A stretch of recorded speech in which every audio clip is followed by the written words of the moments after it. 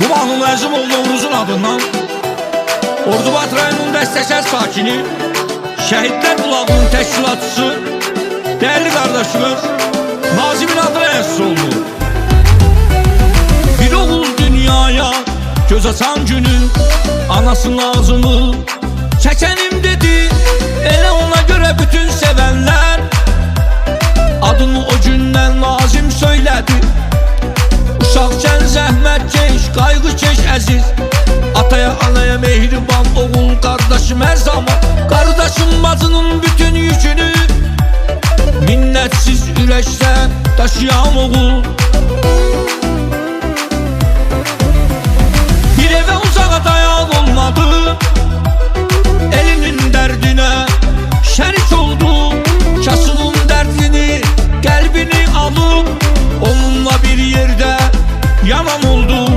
Vətənin üstünü bulut alanda bir əsgərə döndü. Mən varam dedi, hər çətin işdə öz işi bilir, bütün bu işləri bacaram dedi.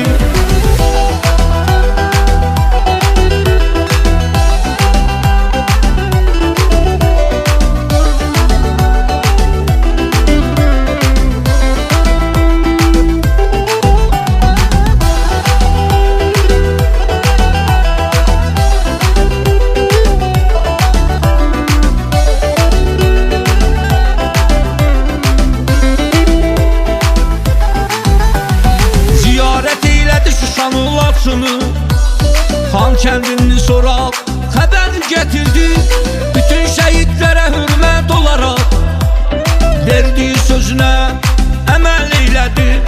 Şehitler bulağı bağı yarattı, bütün oğulları yığıb bir yere, her bir çətinliyə əzaba dözdü. Şehitler qəlblərdə yaşasın deyə. O bir vətən oğlu, o bir mərd oğul, yenə də hər kəsin qulluğundadır. Öz doğma kəndinin, elinin, obanın gözəl günlərinin sorağındadır. Novruza qardaş tək, əziz mehriban, hər yerdən sevilən oğuldu Nazim. Hər kəsin hörmətini qazanan kişi, Dəstə kəndini